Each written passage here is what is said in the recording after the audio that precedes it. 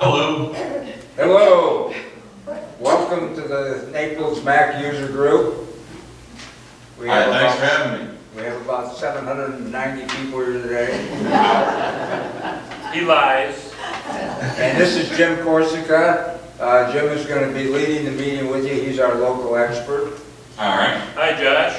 Hi, Jim. Josh, I read your first book, and I'm about 100 pages into your second one.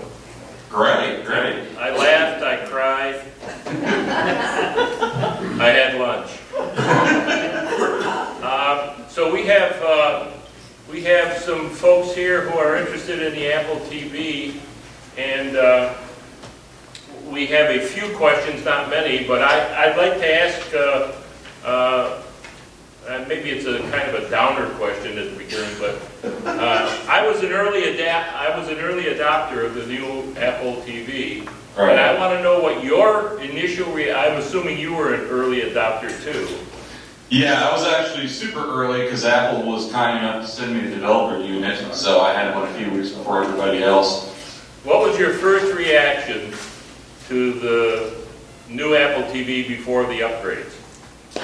Well, my very first reaction was wow, right? Because I turned the thing on and it's all bright and colorful and you have parallax effects and all that. But I see what you're getting at, and I felt a lot of the same things. There were a lot of bugs, missing features out of the gate, and it still to some degree feels very unfinished. For instance, when the Apple TV first came online, when they first got the App Store up and everything, Siri didn't work with Apple Music, it didn't work with the App Store. The App Store was just one page. I think you had like search and you had the featured screen, that was it. It took them a while to get categories put in. There were lots of bugs, lots of weird issues. So yeah, it was a bit perplexing because we waited so long for this new Apple TV. We really expected something amazing. And then when we got it, yeah, it looked impressive, but when we started playing with it, it felt kind of unfinished. It felt rushed. Another thing, it didn't support Bluetooth keyboards out of the gate, which it does now. But it's just all these little weird missing features. And that's why, when tvOS 9.3 came out just a few weeks ago, I wrote an article for Tidbit saying, with this, the Apple TV is 1.0, because that release really felt like the 1.0. It added folders, it added Bluetooth keyboard support, added dictation, which is an amazing feature, and it's really changed the way I use my Apple TV.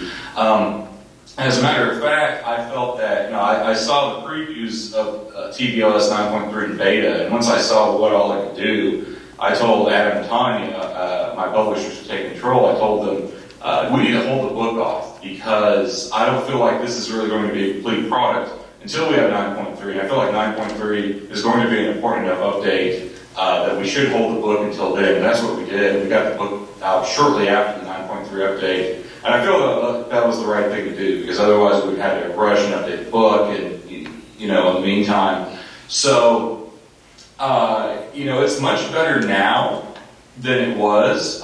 It's not as buggy, it's more feature complete. I would say the big thing now, and I'm actually writing an article about this, I was just working on it before you called me.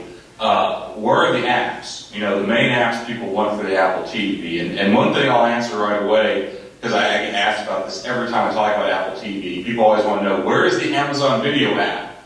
And the answer is... That's one of our questions today, is that one of our members actually, because he couldn't get the Amazon Video app, went out and bought a Roku. Right. And so he wants to know how you can get Amazon on the Apple TV, and I'm sure you can tell him. Well, you can. It's the same solution as the old Apple TV, and it's not a great solution, but that's to pull it up on the iOS app and AirPlay it to your Apple TV.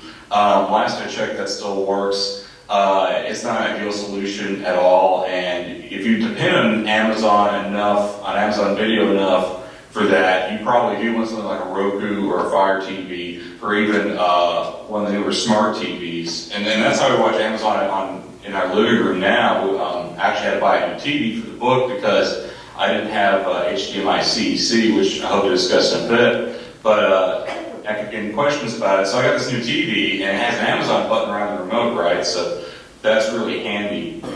As far as, a lot of people want to know where that app is. Amazon did tell a guy, actually, I kind of know him, and we reported on Tidbits, but they said, yeah, we're working on the app.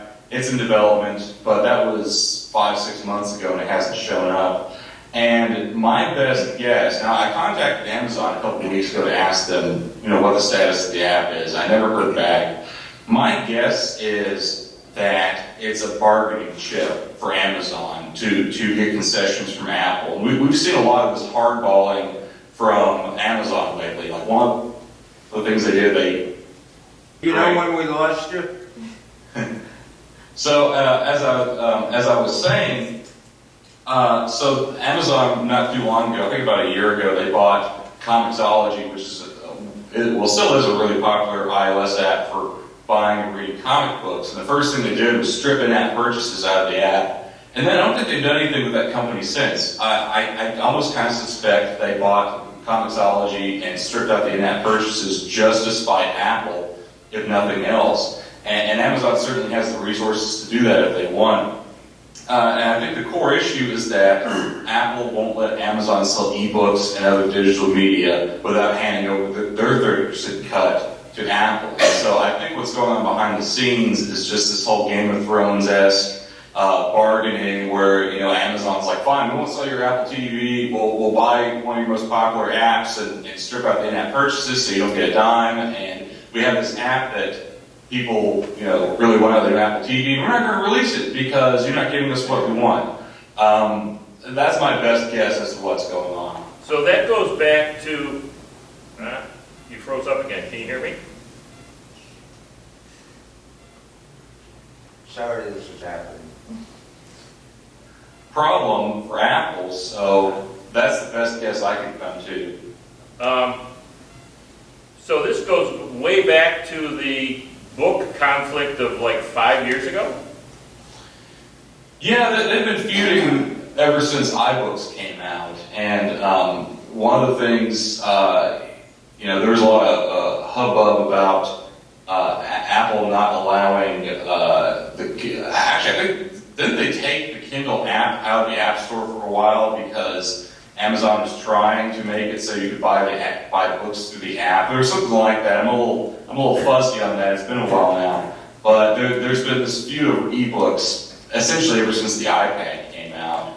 So I think that's the reason for a lot of this tension and the reason for a lot of this user-unfriendly business. Because there's no logical reason why it should be this difficult to put Amazon Prime Video on Apple TV. Because it's essentially iOS. It doesn't take a ton of effort, as my understanding, to port it over. In fact, iHeartRadio, just a few weeks ago, and their company seriously in trouble. They could go under any day.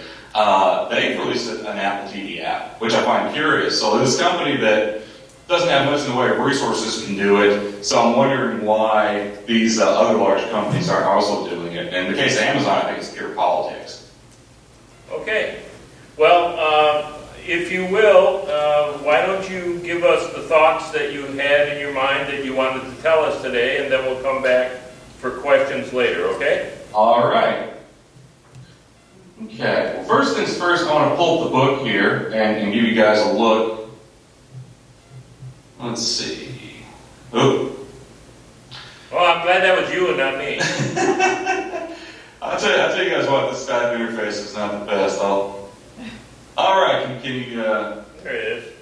all right, you can see the book now. So, if you have the first edition, the second edition has practically been rewritten from scratch. It has some of the same content, but because the different Apple TVs, the last one covered second and third gen, this one just covers the fourth gen, they're so different that we basically had to rewrite it from scratch. And even the content we could keep, we had to readapt for the fourth generation Apple TV. And even the stuff that we did keep, we didn't have to adapt much, because we had that downtime between when the book was actually more or less finished and tvOS 9.3, we took that extra few weeks just to really clean and polish stuff. So I think, honestly, this is my most polished Take Control book yet. Out of the 4 I've done, including iOS 8, iOS 9, old Apple TV, and this one.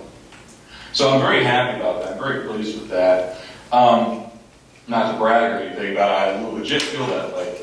So, you know, we discussed what's new in the second edition. Of course, introduction, things like that. I do give some advice. I'll detail this in a bit during the slideshow about if you don't have an Apple TV, which one should you pick? Do you get the 32 or the 64?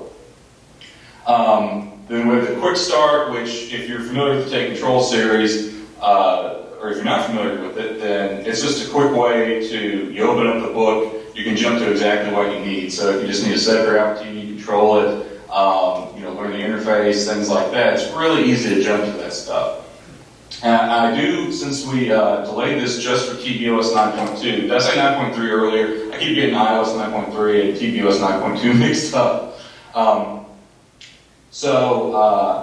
We discussed what's new in tvOS 9.2, including text dictation with the Siri remote, using the Bluetooth keyboard, which was re-enabled in tvOS 9.2, how to create and manage folders, searching App Store with Siri. There's some new tweaks to how you control video playback. iCloud Photo Library, that's another thing they loved out of the initial release that finally got kind of slapped in, to be honest, but at least it's in. The iCloud Photo Library is in the Apple TV now. Conference room display mode is back. I'm not sure how many people use that, but it's good to know about. And it also supports MapKit now, which I can show you a demo of that here in a minute. And so we go through the book, and it's, you know, everything from setting up, you know, the basic setup, connections, cables. By the way, if you don't have an HDMI port in your TV, which is a really common problem because a lot of older TVs don't have that, and of course the Apple TV requires one. I discuss how to, you know, different adapters you can use for your older TV, so you know you don't have to buy a new TV to enjoy your Apple TV. Going through here, you know, we just discuss all the control options, the interface, playing movies. One of the sections I'm really proud of, if you have a lot of DVDs, if you have a lot of Blu-ray discs, for some reason the link isn't working, but I have a whole section in the movies chapter about how to rip your DVDs and Blu-rays for your Apple TV. And one of the cool things with this new Apple TV, because it has an app store, it supports officially this time a piece of software called Plex, which is a client-server interface for your for media management. And the downside is it can't play stuff from iTunes. It can't play DRM'd titles, but it can play your ripped DVDs and Blu-rays and things like that. You know, various videos you might download or fall off the back of a truck. You can put them into Plex and play them from there without any conversion. I show you how to do that in the book. Josh? Yes. Since you're talking about it now, that was one of my questions. I frankly was very surprised to see all that section on ripping DVDs and Blu-rays, only because, you know, if you begin with a presumption of honorability and that you've gone out and bought the DVDs yourself and you're just copying them, then fine and dandy. But of course, if you're talking about borrowing them from the library or from friends or whatever, you've got the potential of using them in what I think the seller would think is kind of dishonorable. So I was very surprised but pleased to see that section was in your book. Right. Well, you know, we discourage piracy, take control, and that's one of the things we do discuss in the book. Of course, people are going to break the law, are just going to break it anyway, and there's no way really to stop that. But, you know, I know so many people who have movies in these legacy formats, and they can't afford to rebuy them from iTunes, or in some cases, you can't even buy them from iTunes. You might have a DVD that you just can't get. And so I wanted to give a very simple guide, as simple as I can make it. I mean, it's not the simplest process in the world, but once you get the hang of it and you follow my instructions, it goes pretty smoothly. And we've had several people test this now, so we know it all works very well. So, you know, if you get something from Redbox, you get something from the library, don't Josh, Yes. Your volume just went down. Yeah, no, that's me. I had a complaint that it was too loud. Okay. Sorry, If it's not enough, let me know. It's too low. I would say it's too low. Everybody will have to. We're tinkering here, Josh. We'll be with you in a second. Go. Okay, you can resume, please. All right. So, yeah, I discussed, ripping your DVDs and Blu-rays. There's a great piece of software called iFlix. You can get in the Mac App Store, and it will actually help fill in all the iFlix software. You can add it'll add your metadata for you. So when you have your movies arranged in iTunes or wherever, they'll look very nice and professional. For the benefit of the rookies, can you explain what metadata is? Okay, so things like information embedded in the videos, such as the title, cover art, stuff like director, cast, year it was made, just little things like that. When you do the various things on the Apple TV and iTunes to see all the information about a movie. I showed you how to add all that. And if you use this iFlix software, if you're going to rip a lot of movies, it's totally worth the investment. You can add all this stuff automatically. And then I discussed audio with the Apple TV, and I discussed, and even, if you're thinking about how to set up your home theater, I discuss different ways to hook up speakers to your Apple TV. You have a lot of different options, all the way from a complex receiver and speaker setup, sound bars, AirPlay speakers, and even Bluetooth speakers, which are supported by this new Apple TV. Josh, let me interrupt you again. Sure. Because again, you just touched on a topic that is one of the ones I wanted to ask. Okay. I don't know what AirPlay speakers are. Oh, okay. So, actually, I have a whole chapter in the book that I kind of skipped over. But essentially, one of the best things about the Apple TV, and this dates back to the second and third generations as well, is there's a technology called AirPlay, which lets you beam content from an iOS device or a Mac to your Apple TV, to your screen. I touched on it earlier when I was talking about the Amazon Prime Video app. Most iOS video apps let you AirPlay content directly from them to your Apple TV. You can also do that with photos, which I discussed in the book. You can also mirror a display either from iOS or the Mac to your Apple TV. In fact, you can use a TV hooked up to an Apple TV as a second monitor for your Mac, and I think that dates back to Mavericks. So if you have a system running Mavericks or better, I show you how to do that and use it as an external display. And so one of the cool things with this, because of that, you can also AirPlay. It's not just video; you can also AirPlay just audio. And so if you have an app, well, let's just say you have an Apple TV hooked up to a nice speaker system, and you want to fill your house with music. You have a small house, that's easy to do. So let's say you're in the kitchen and you want to do that. Well, you can just start playing a song on your iPhone. You can pull up the control center and tap AirPlay and select your Apple TV. That will turn your Apple TV on when it receives the AirPlay signal.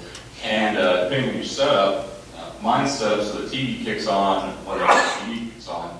So you can you can be in your kitchen, AirPlay to your TV in the living room, and hear the audio out there. You can control the volume and things like that. And that's I dedicate a whole chapter to things like that in the book. So there are standalone AirPlay speakers. There's not many on the market, but there are just speakers you can plug in the wall or they have a battery, and they accept AirPlay input.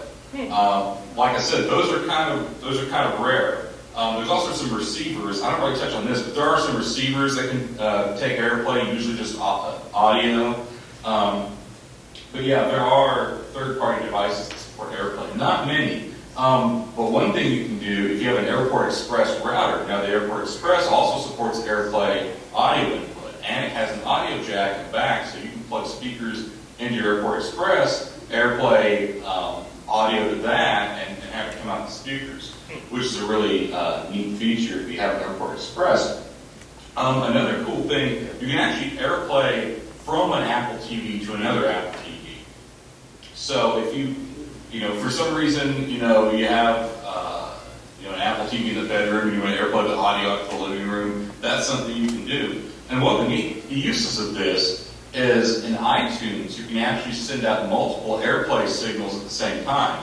So you can stream up to 4 or 5 devices. I don't think there's a hard limit, but you get performance issues after you send out too many. But so if you have, let's say, a couple of Apple TVs, an Airport Express, maybe an AirPlay speaker, in iTunes, I show you how to do this in the book.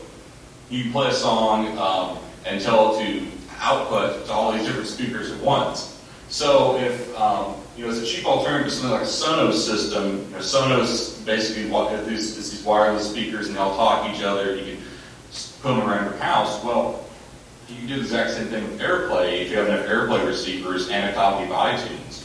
It's really easy to do. There's also a piece of software by Rogue Amoeba, a great developer, called Airfoil. It's for the Mac and also for Windows. I discussed this in the book as well. And it can work with apps other than iTunes. So let's say you want to play something from Spotify and AirPlay that throughout the house. It can do that, and it can output to multiple AirPlay speakers as well, which is a really cool thing. So coming back to this topic of audio in the Apple TV, one of the new things with this Apple TV, it supports Bluetooth audio devices. And this is a common problem for a lot of households. You're in your living room, you want to watch a movie, you don't want to wake your spouse, you don't want to wake up the kids or whoever may be out there. Well, with this Apple TV, if you have a pair of Bluetooth headphones, you can connect those to your Apple TV, pump the audio out there, and it goes right into your ears instead of blaring through the house, which is a really cool feature.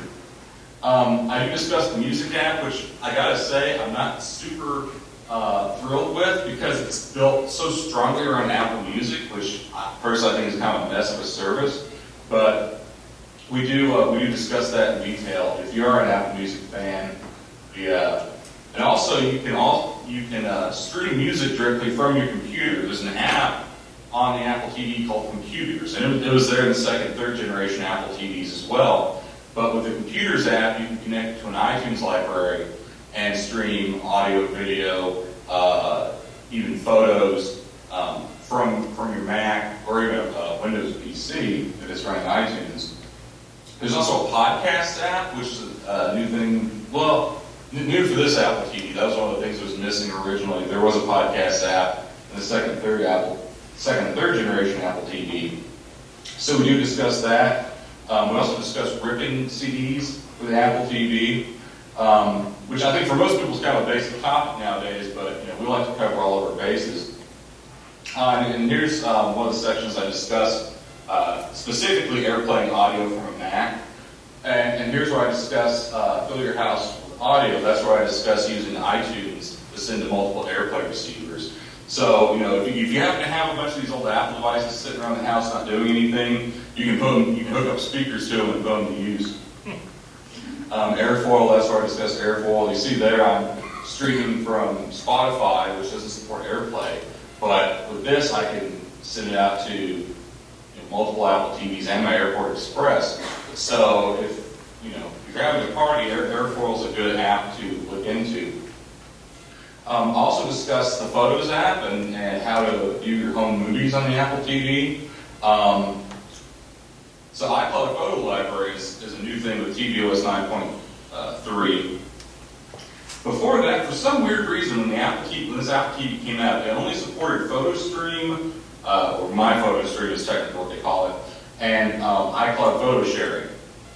And they did a really kind of weird way of adding it to tvOS 9.3. So before, the Photos app was basically the same as the old Apple TV. It was just one screen that had your photo stream and your shared iCloud photo albums in it.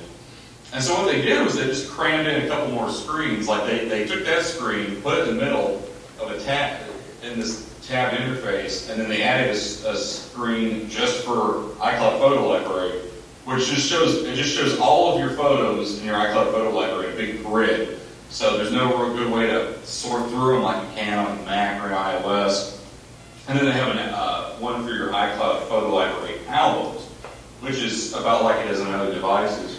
So it's something that's still a little half-baked, to be honest, but I do tell you how to set that up. And for those of you wondering about the difference between iCloud Photo Library and My Photo Stream, basically the difference is My Photo Stream is free. It has a 1,000 photo limit, so it's good for syncing photos and not really great for storing them permanently. iCloud Photo Library can store them forever, and it also does video, which My Photo Stream doesn't do. But the disadvantage is it cuts into your iCloud storage space. So if you upload all your photos to iCloud Photo Library, you'll probably have to invest in a little bit of iCloud storage space. If I'm going too fast, just let me know. I can kind of get ahead of myself sometimes. Also discuss customizing your screensaver, although I have to say the default aerial screensaver, which is videos they shot both helicopters and drones. It's great overhead shots of cities and different parts of the world. It's really cool. The only problem is if you have a bandwidth cap, it takes up, I think, about 700 megabytes per month of bandwidth for downloading all these huge videos. So that's something I discussed in the book. If you want a nice looking screensaver that doesn't take up so much bandwidth, I explain how to do that. When you talk about, Josh, when you talk about a bandwidth cap, are you talking about home usage of your internet connection, that some people have like a 25 gigabyte cap on their... Right.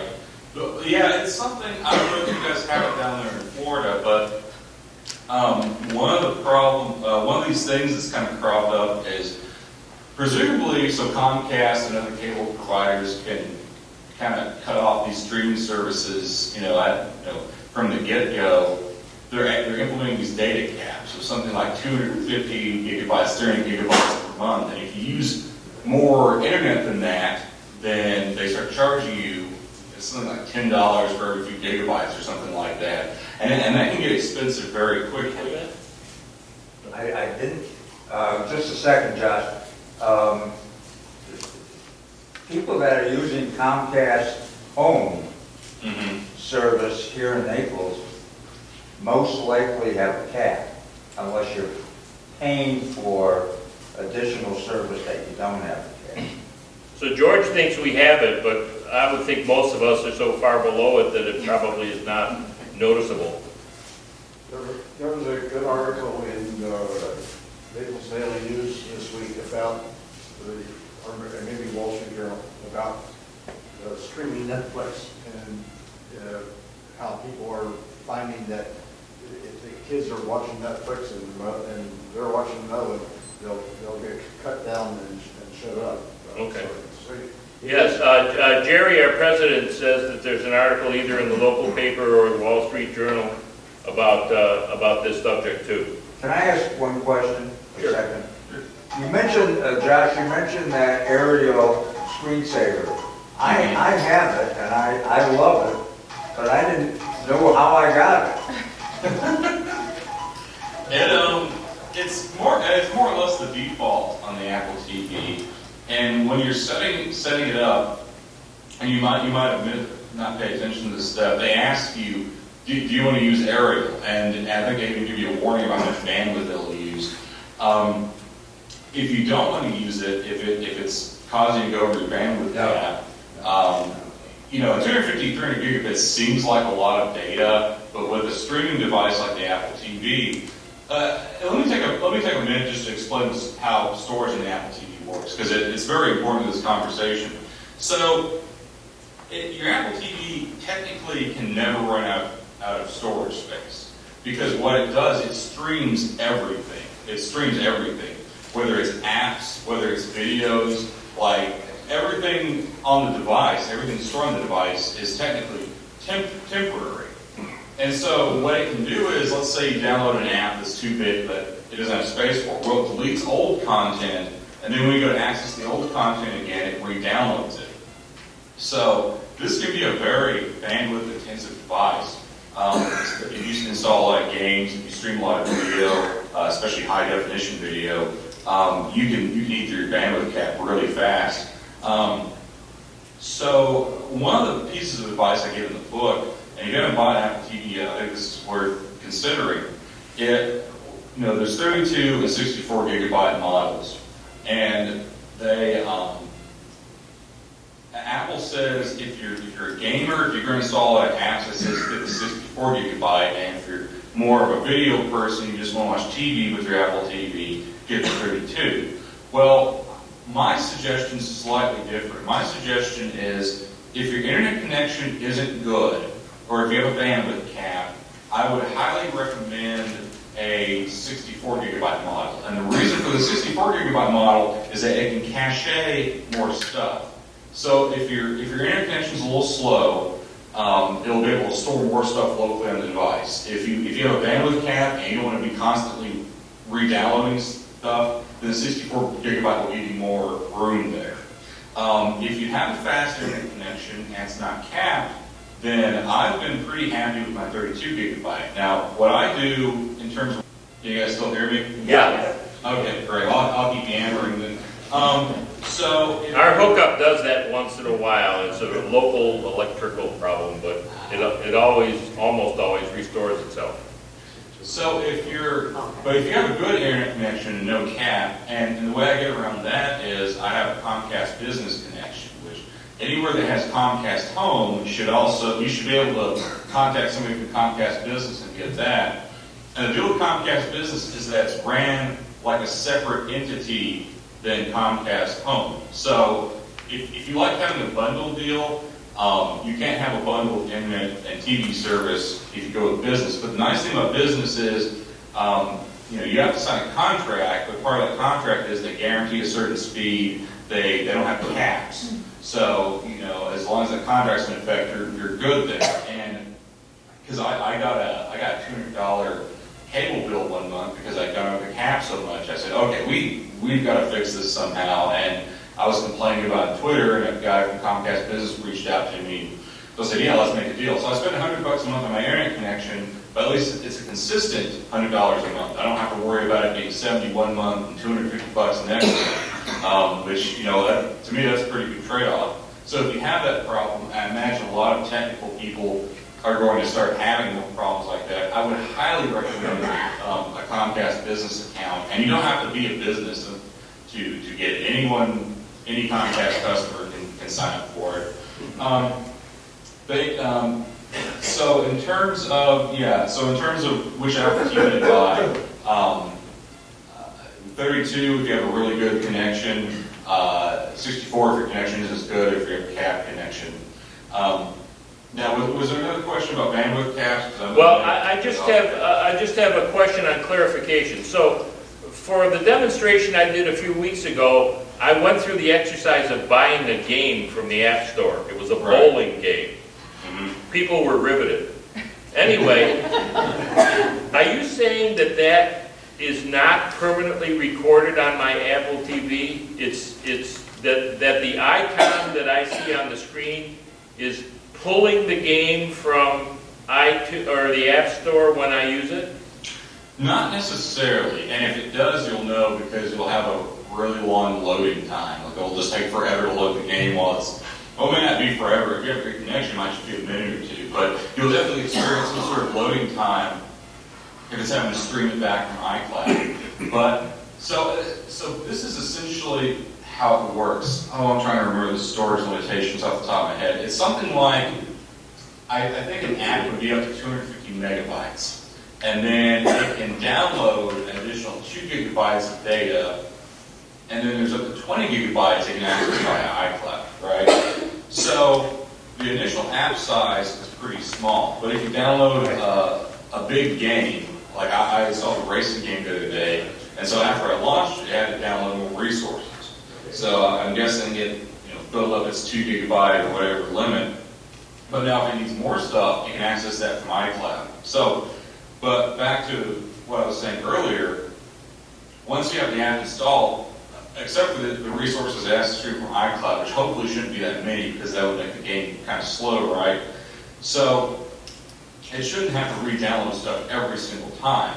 Well, what will happen is if your Apple TV starts running out of space, then it will identify stuff you haven't used in a while, and it will delete that. Well, it'll still, the shell of it will be around, but it'll delete the content that's taking up the space.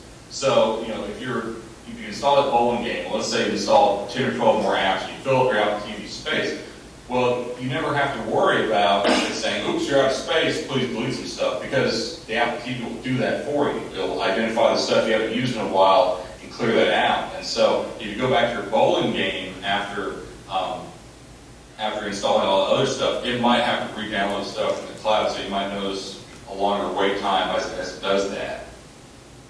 Okay, thanks. But it's something to be aware of if you have a bandwidth cap. There's no real way to control how much bandwidth it uses, because even if you have the game installed, it might have an update, or it might download more stuff as you're playing the game. One of the things it can do, if you're on one level and needs to load an additional level, it might just pull it from iCloud as you're playing a level. It might pull the next level from iCloud as you're playing one level of the game, and it might automatically delete the previous level if you're done with it to conserve space. So, on one hand, it's a really cool technology because you don't have to worry about being out of space in your Apple TV. You just don't have to worry about it. On the other hand, if your internet has a cap on it, which more and more home internet connections do nowadays, you do have to worry because you might get an unexpectedly large bill, which I'm sure makes Comcast very happy. So, Josh, one question. Don't Yes, you sir. get an alert from Comcast? The people get an alert from Comcast that they're running out of space before they actually run out of, when they reach their cap? I think you're supposed to, but I never remember getting one. Okay.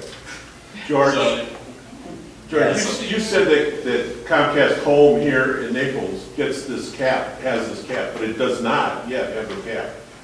In Florida, they're trialing this cap issue, but not in any there's only 2, 3, 4 XXX zip codes that have it, and they're like 34974.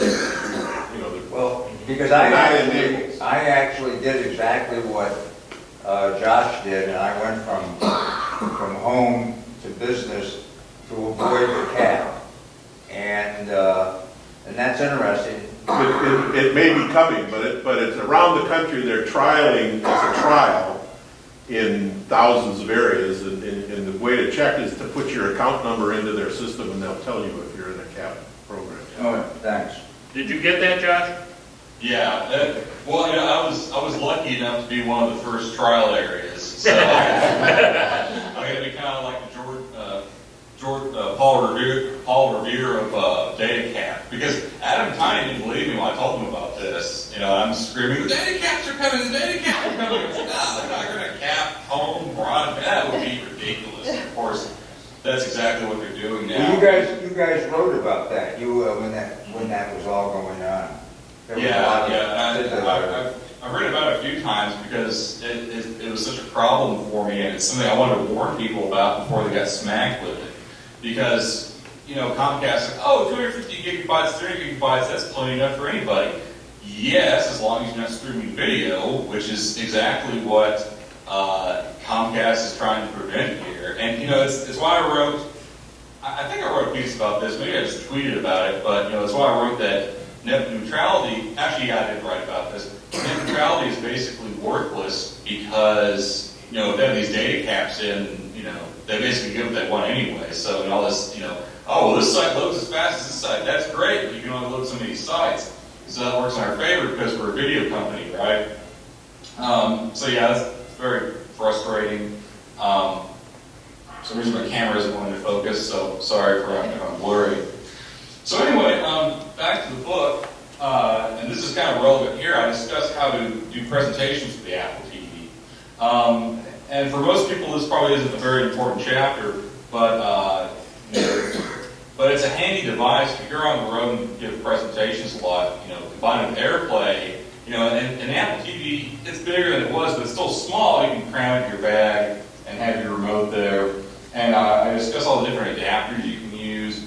And actually, this is is a good chapter to refer to if you need any kind of Apple TV adapters at all. For some reason you can't connect your Apple TV to your home theater setup or your TV. These are some good resources here to give you an idea about stuff. I do discuss conference room display, which all that is it just displays AirPlay and Wi-Fi information on the screen. But the cool thing is you can leave an Apple TV running in like a conference room or somewhere, and you know, if people want to come in and have a meeting, and oh yeah, we need to display stuff on a TV, then that makes it easy for them to do so. Jim, Josh? Yes. Earlier you talked about Apple AirPlay going to multiple devices. Have we found any software yet that can be put in a MacBook Pro that it could be a receiver for that AirPlay? Yes. Trying to think off the top of my head. I don't know if it's AirPlay specifically, but you can use the Airfoil speakers app to let it be an audio receiver. So I would look into that. I think I touched on that a little bit in the book. We are still trying to mirror the Apple TV to our MacBook Pro that we use for our meetings, because we've got this long cable issue that we talked about before. We have had trouble, Josh, I think I mentioned this the last time you talked. We've had trouble getting an Apple TV to work with our overhead projector, which is mounted on the ceiling. Mm-hmm. The only one that we've successfully paired it with was a first generation Apple TV. And the most recent ones, we just can't get an image. And whenever I've had to use it for a presentation, one of our members has been kind enough to bring in his projector, and it works with his projector. So we're kind of a little flummoxed, and it would be nice if we could somehow mirror the Apple TV to the club computer so that we could project it on our screen, but so far that's a non-starter. Okay, well actually I have a suggestion for you. This is something else I discussed in the book. You can, and see the way I'm showing, I haven't brought it up yet, but you see I have my Apple TV on my Mac's screen here. It's frozen. Hold on.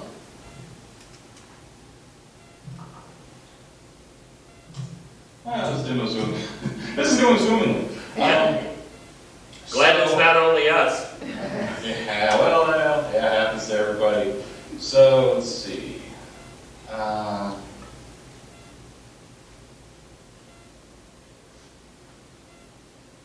So that cityscape we were looking at, that's the image from your Apple TV?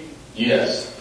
Okay, so let me set the input correctly here. Josh, that image that we're talking about, is it only on the 4th generation Apple TV? Okay, yes.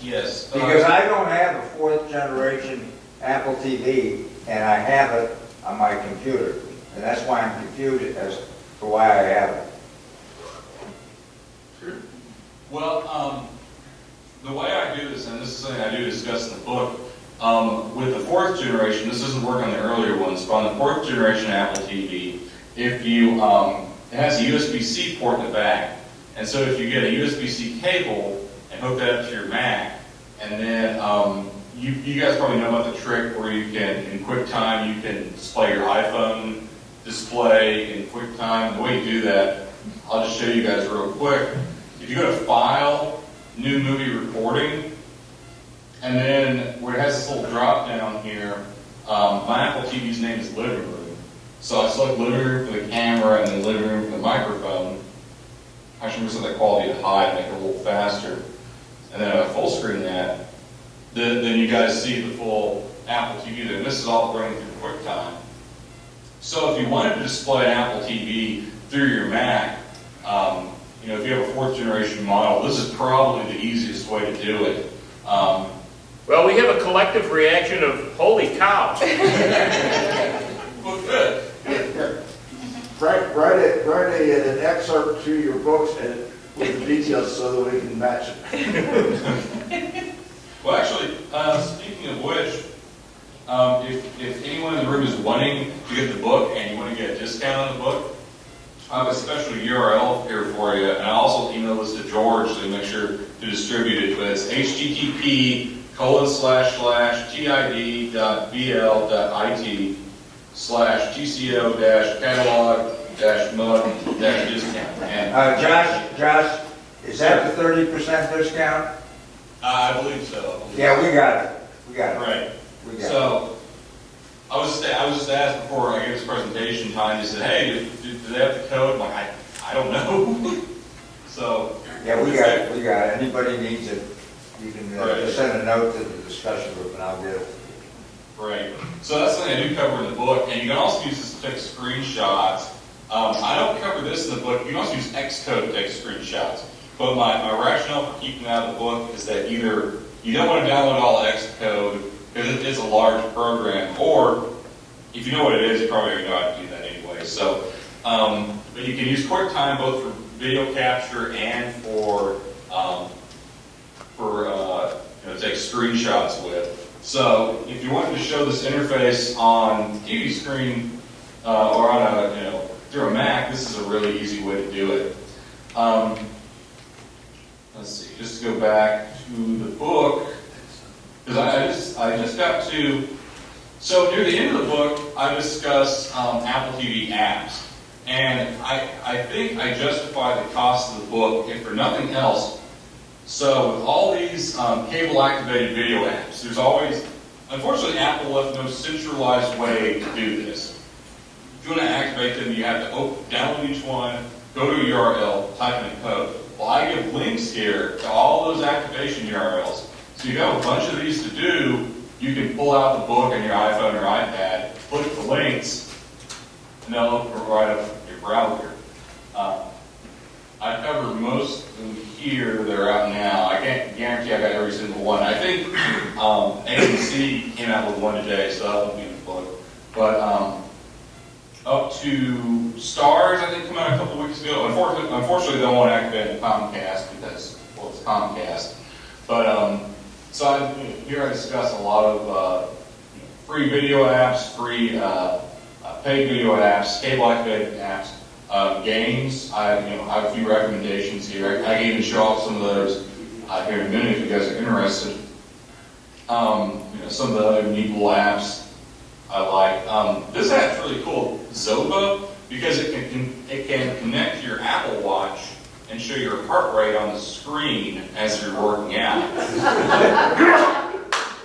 It's kind of weird. You have to install the iPhone app and then connect that to your Apple Watch, and then connect the iPhone app to your Apple TV. So it's not the easiest thing in the world, but it's a neat demonstration of what the Apple TV can eventually do. This is another really cool app. Jim, you I'm going can to show us this in a while you're second. It's exercising. called Touch Press. Up here. And if you like classical music, what it does, it shows these concert recordings. It shows them in different windows. So you can see the concert recording. You can see a video where it's scrolling through the music, and you can also see a window where it shows when different people are playing. Like trumpets are playing, it shows the trumpets lit up. Violins playing, it shows that lighting up. Well, this section, to me, if you want an unsolicited testimonial, this section where you talk about the apps, to me, if there was no other reason to buy the book, that would be the reason. What did you say? You can't use those links with Comcast?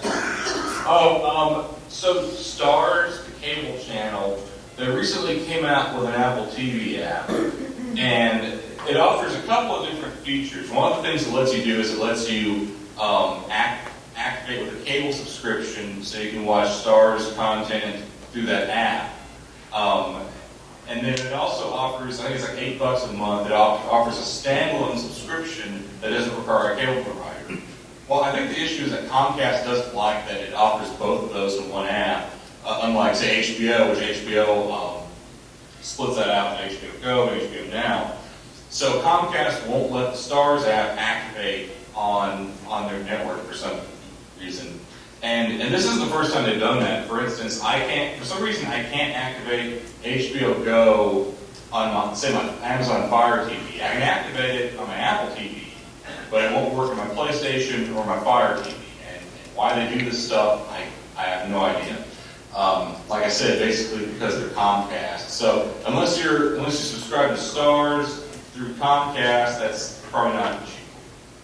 Now that is one thing I'll warn you about with these cable activated apps.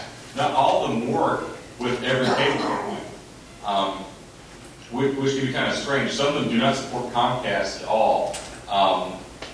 And here's kind of the weird thing. I think it's the A&E apps, like A&E, History, Lifetime. I think those are all A&E networks. So those don't support Comcast. But now here in my area, we have a little rinky-dink telephone and telecommunications provider, North Central Telephone Cooperative, NCTC. They activate with that, which probably has, I don't know, probably no more than 30,000 subscribers, if that.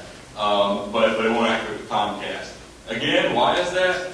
I don't know. Probably somebody isn't getting their palm greased enough, honestly. So some of the other apps we have on the store, I talked about like Airbnb, which is a really awesome app. I can show you guys that here in a second. But there's a lot of like real estate travel apps you can check out. One of the features in TVOS 9.2 is which lets you tap into Apple's mapping system, and this guy basically just copied their Maps app for iOS and put it on the Apple TV. So if you want to watch, if you want to view maps on your Apple TV for some reason, there you go. And kind of around with the book, I discussed Plex, which, as I mentioned earlier, it's a client, it's a server-client media management system. It's a little more advanced, a little geekier, but it offers a lot of interesting advantages, especially if you rip live your own media. So I discussed how to install the server, how to get all that set up. I'll walk you through all that. I discuss, and of course, also discuss using the client, which the client stuff is pretty easy once you get the server installed in your Mac or wherever. I even discuss client alternatives. There's a few different Plex clients in the Apple TV, although frankly, I don't think any of them are as good as the official one. And then finally, to finish up the book, I have a little cheat sheet there to tell you to switch between apps, how to navigate video, talk to Siri, things like that. So I'd like to do a little bit of a demo here on Apple TV, unless you guys have any more questions before I start that. Can I check here to see if there are any questions? Anybody have any questions for Josh? Yes, ma'am. This is Pam here. I was Pam. wondering regarding the Airport Express hookup to a speaker. Does that have to be an Apple speaker? No. Any speaker? No. Her question was, do you have to have an Apple speaker for the Airport Express? And the answer is no, right? No. It takes anything that can plug in through a headphone jack. Yeah. You have to be able. You just have to be able to plug it in with an 8mm headphone jack. Thank you. Yeah. Any other questions? Yes, sir.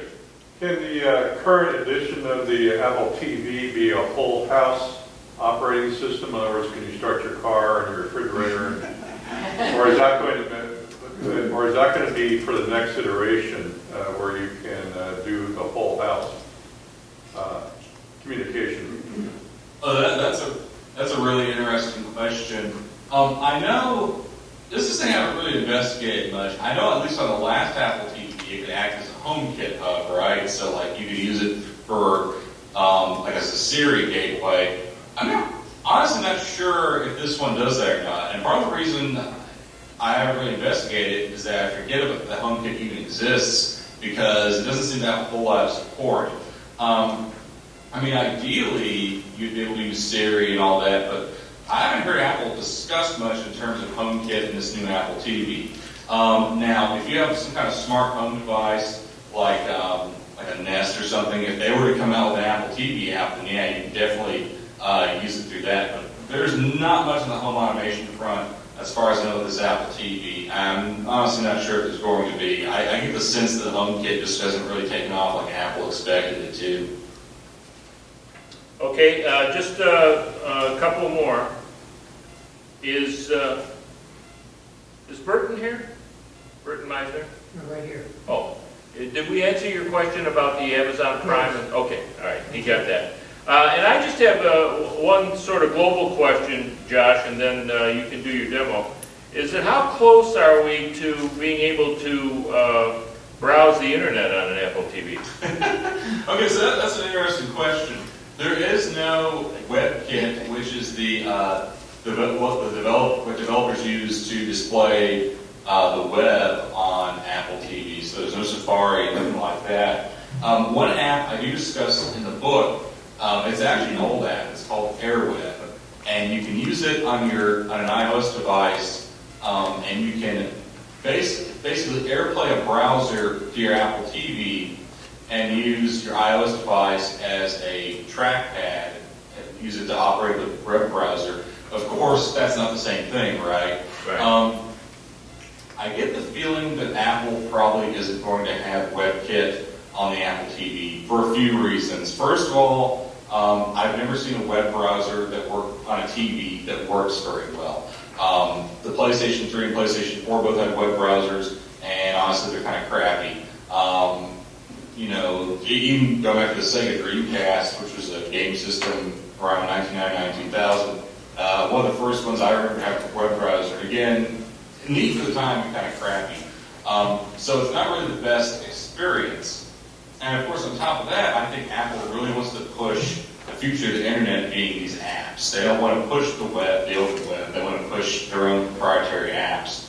So for those reasons, I'm kind of doubtful we'll see WebKit, although I can also see a very strong argument for it because there's just certain things that you can't do on an Apple TV because there is no web support at all. While a browser may not be ideal, for instance, it may make some apps for you